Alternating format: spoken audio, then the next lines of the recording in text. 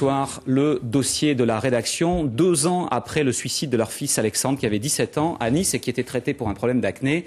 Ses parents se demandent si la molécule qu'il absorbait pour ce traitement, qui s'appelle l'isotrétinoïne, n'est pas en relation avec cette tentative réussie malheureusement de suicide. Avec d'autres parents en France, ils décident d'entamer une action en justice, alors qu'officiellement, aucune étude ne prouve la dangerosité du produit. C'est un dossier préparé ce soir par Hélène Maman, Jean-Christophe Routier et Benoît Lotte. Presque 2 ans après son suicide, la chambre d'Alexandre est restée intacte, comme la stupeur de ses parents. Selon eux, Alexandre était pourtant heureux de vivre et plein de projets. Cette vidéo a été prise 15 jours avant son geste, que rien n'expliquerait. Mais l'adolescent a laissé un texto posthume dans lequel il parle de douleurs physiques insupportables. Alexandre était soigné pour une acné sévère depuis 7 mois. Pour ses parents, c'est le médicament qui est responsable. On m'avait dit, lisez la notice, mais bon, vous savez, on lit une notice, on ne pense jamais que ça va nous tomber dessus, quoi. C'est quand même, on ne va pas arriver à un suicide ou un machin. Je ne pensais jamais qu'un tel médicament pourrait pousser à ce point. Le suicide fait en effet partie des 152 effets secondaires inscrits sur la notice. En cause, l'isotrétinoïne, composant essentiel du seul traitement efficace contre l'acné sévère ou résistante. Les premières gélules sont arrivées dans nos pharmacies en 85 et ont fait des miracles. Dans les blogs, des ados vantent volontiers leur mérite. C'est vraiment miraculeux. Le produit a fait effet au bout de 3 mois. Je me sens bien dans ma tête et pour une fois dans ma peau. D'autres témoignages sont plus déroutants. J'ai pris ce médicament et je suis au bord du suicide.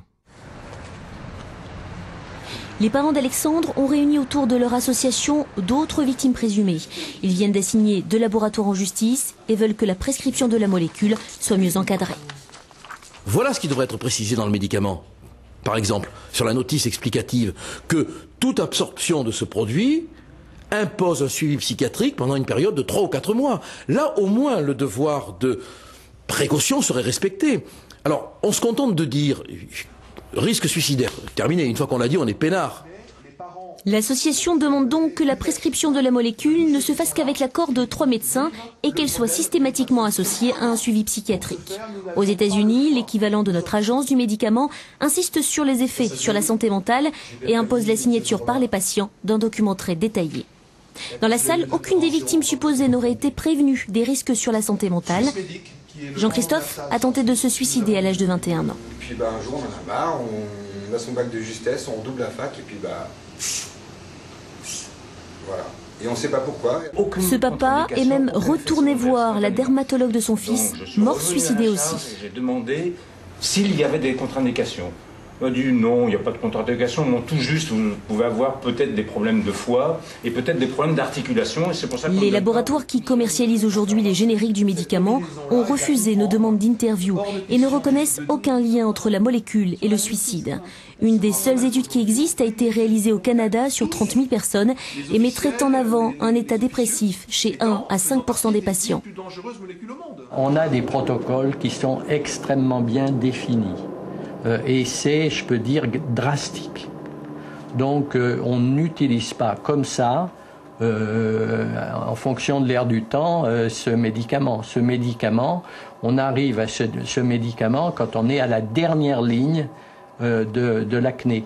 Et si jamais on n'avait plus ce médicament, ça serait vraiment une catastrophe, non pas pour nous, mais pour les patients, hein. L'association a rendez-vous dans quelques jours au ministère de la Santé, puis à l'agence du médicament. J'irai jusqu'au bout, comme il a été dans son geste. Je serai aussi décidé qu'il a été dans son geste, en fait. L'AFSAP souhaite aussi renforcer la vigilance autour de l'isotrétinoïne et se prépare à publier une brochure pour le grand public et les prescripteurs qui insistent sur les risques de survenue de troubles psychiatriques. Dossier préparé pour nous par Hélène Maman qui est avec nous donc sur le plateau du 19-20. Bonsoir Hélène. Bonsoir. Soyons concrets. Qui peut aujourd'hui prescrire donc l'isotrétinoïne? Un généraliste tout comme un dermatologue et cela concerne aujourd'hui, comme chaque année, 100 000 patients en France. Et ce que voudrait l'association créée par les parents d'Alexandre, c'est que soit instauré une sorte de collège de médecins et que ces médecins-là puissent uniquement prescrire à eux seuls, j'allais dire, la molécule. Ce collège serait composé par le médecin traitant traitant de l'adolescent, un dermatologue et absolument un médecin psychiatre. Qui contrôlerait, bien sûr. Oui. Alors, Hélène, vous parliez d'une plainte qui a été déposée par ses parents en justice. Est-ce qu'elle a des chances d'aboutir, cette plainte? Alors, il faut savoir qu'une première plainte avait été déposée, elle n'avait pas abouti. Le juge avait réclamé aux plaignants qu'ils fassent eux-mêmes la preuve du lien entre la prise de la molécule et le suicide, donc aucun expert n'avait été désigné. Cette fois, Maître Collard, l'avocat marseillais, a assigné 2 laboratoires sur le fond, au fond plus précisément. Il espère là que des experts seront désignés et on s'attend, dans le meilleur des cas, à une lutte d'experts et donc ça risque d'être très long. Un mot, Hélène, parce que vous avez dit qu'au fond, il n'y a pas d'études officielles reconnues et par les labos et par les ministères de la Santé de tous les pays dans le monde. C'est un peu fou quand même. Il n'y a pas d'études autour de ça. Il y a quelques études qui ont été menées sur des fonds privés. Les laboratoires ne les ont pas financés. Ils ne les reconnaissent pas, tout comme les autorités sanitaires. Oui. Les laboratoires qui, et c'est assez troublant, acceptent de marquer sur la notice le suicide comme effet indésirable, mais se refusent, ils nous l'ont dit au téléphone, de le reconnaître officiellement. Dernière question, Hélène, est-ce que ce médicament est assez surveillé par les autorités sanitaires aujourd'hui en France? Oui, parce que depuis 1995, il fait quand même l'objet, ce médicament, cette molécule, isotrétinoïne, elle fait l'objet d'une surveillance particulière par l'Agence française du médicament. Désormais, les patients qui s'estiment victimes de cette molécule peuvent remplir une fiche de renseignement qui remonte à l'agence. Et comme je le disais dans le reportage, l'agence va rencontrer de nouveau les familles pour éditer une brochure à destination, cette fois, des professionnels de santé qui ne sont pas forcément tous aussi bien informés. Et une dernière précision, dans très peu de jours, là, ici, elle va les rencontrer. Il y a 2 rendez-vous, le 27 avril et le 5 mai. On ne peut pas faire plus proche. Merci Hélène pour ce dossier. La suite du journal, le temps des initiatives, on vous le disait.